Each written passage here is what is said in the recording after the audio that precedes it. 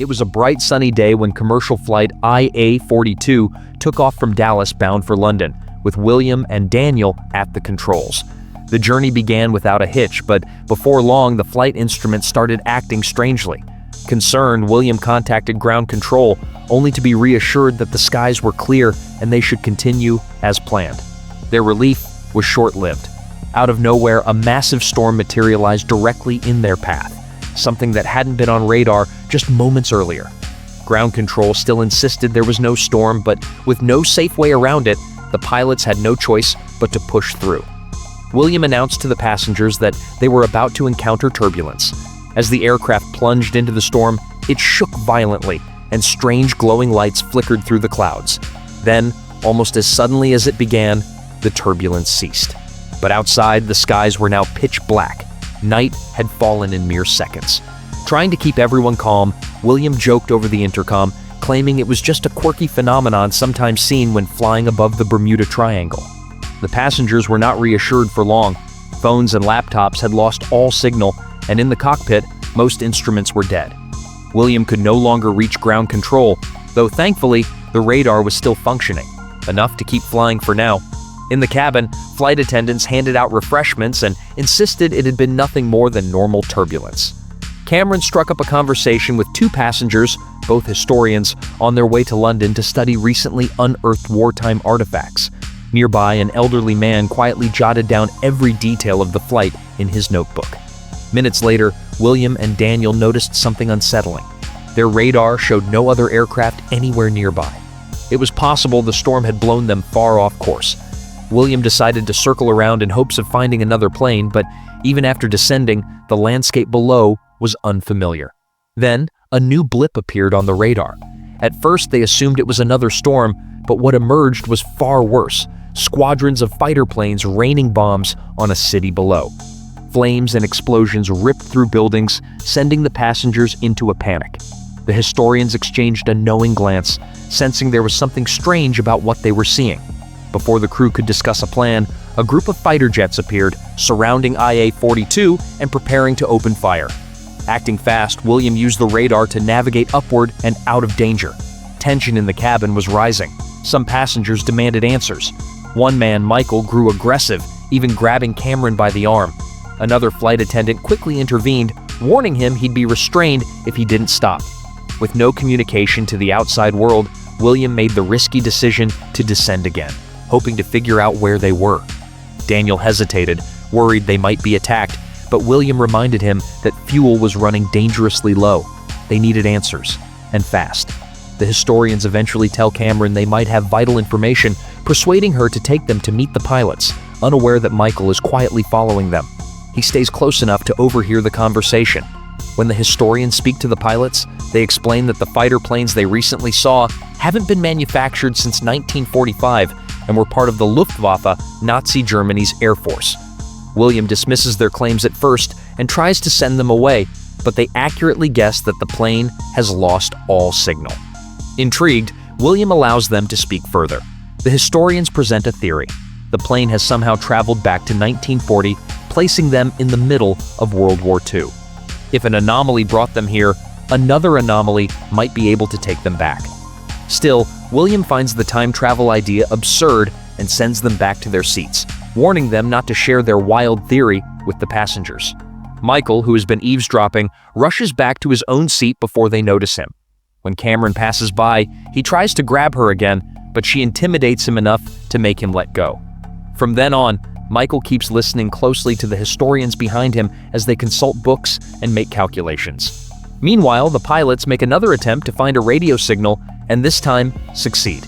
They connect with a British soldier named Nigel, who assumes they are enemy spies since it should be impossible to reach a plane flying that high. Desperate, they plead for help. When Nigel remains skeptical, William asks for the date. Nigel's reply confirms the historian's theory. It's June 17th, 1940. The pilots try explaining their bizarre situation, but Nigel doesn't believe them until the historians return with more details. They even pinpoint their approximate location, mentioning that they flew over the site where the British ship Lancastria was sunk, something that shocks Nigel since he believes the ship is still in service. Curious, he promises to check with his superiors. While the historians are away, Michael steals their books and finally pieces things together. Enraged, he stands up and tells the passengers they could stop World War II and even kill Hitler using the information inside. Most passengers laugh at him, but a couple of men take him seriously and agree to help hijack the cockpit. Fortunately, 2 American soldiers are also on board. They quickly step in, warning that hijacking the cockpit is still considered terrorism, regardless of the motive. A fight breaks out, drawing in even the flight attendants. After a brief scuffle, the soldiers subdue the would-be hijackers and order everyone to stay calm. Moments later, Nigel calls back. He confirms the information about the Lancastria was correct, and their intel has already helped save many lives. This earns his trust, though he notes that some missions have unfolded differently than the historians remember, meaning they may be in an alternate version of the past. Nigel is ready to help them land, but first they must pinpoint their exact location. William and the historians can only provide a rough estimate. Daniel switches on the plane's lights to make it visible to British forces, but the Germans, who have been listening in, are already preparing their own orders. A squadron of fighter planes soon closes in, guns blazing. William quickly kills the cabin lights and, drawing on his years of piloting skill, maneuvers the aircraft through a storm of bullets while terrified passengers scream. When the fire becomes overwhelming, he suddenly drops the plane into a freefall, pulling up just seconds before hitting the ground. The pursuing German planes follow, but their outdated designs can't match his agility. Most smash into the earth. 2, however, survive and open fire on the cabin, wounding Daniel and punching holes into the fuselage. William manages to break away from enemy range as flight attendants rush to plug the breaches and treat Daniel's injuries. But fuel is running low. The landing gear has been damaged, and there's no way to reach Nigel over the radio. Cameron urges William to speak with the passengers, hoping they can help. Elsewhere, Nigel's superior warns that if they lose contact with their mysterious allies, the plane will be destroyed to prevent it from falling into German hands. Back on board, William leaves Daniel at the controls and addresses the passengers, admitting the truth about their situation and the damaged landing wheel. Teresa, an engineer, volunteers to assist, joined by Hector, a handy passenger. At the tail section, Teresa quickly diagnoses the problem and begins repairs with Hector's help. She manages to open the hatch, but something is jamming the wheel. William offers to climb down, but Hector insists the captain must stay at the controls, taking on the task himself. Hanging dangerously from the wheel, Hector uses a hammer to clear the blockage. The mechanism finally moves, retracting safely, and Hector climbs back unharmed. William races back to the cockpit, and with Daniel's aid, descends low enough to regain radio contact. They inform Nigel they have just 80 minutes of fuel and need to land immediately, only to be interrupted when the 2 surviving German fighters return. This time, they launch a missile, which explodes near enough to blow out the plane's windows. Amid the chaos, William uses the radar to track their attackers, performing daring maneuvers until the German planes collide and are destroyed. The onboard historians then suggest a bold plan. Remove the plane's radar and send it to Nigel, believing this might explain why the craft was sent into the past, perhaps to introduce this technology earlier. But before they can act, a missile hits a turbine, sending the aircraft into a steep dive. The pilots manage to restart it and coordinate with Nigel on a drop point for the radar. The missile is revealed to have come from the British, but Nigel orders a ceasefire and dispatches troops to recover the device.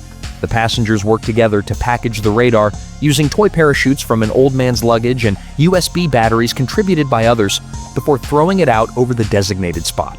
Unfortunately, the Nazis intercept the radio chatter and arrive first. A German soldier climbs a tree toward the package, but British forces reach the site in time, a firefight breaking out. The British prevail, killing the Germans and securing the radar. More Nazi planes close in and strike the aircraft's side, tearing a large hole through which a few passengers are lost. The plane shudders violently, but William again pulls off a daring escape. With the radar now operational on Nigel's end, he guides them towards safety. Just as the Nazis prepare to attack again, British fighter planes arrive to engage them, buying the airliner breathing room. Nigel spots a massive shadow on his radar. No aircraft, but a storm identical to the one that had pulled the plane into the past.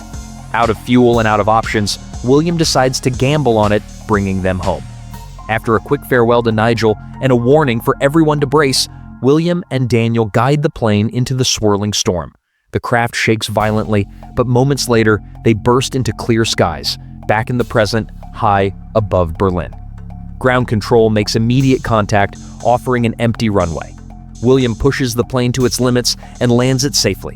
Passengers flood out in relief. As William exits the cockpit, he notices the old man still seated, writing in a notebook. On its pages is a map tracing their route titled "The Radar System That Saved Europe." When the old man closes it, his name is revealed: Nigel, the very man who had saved them back in 1940.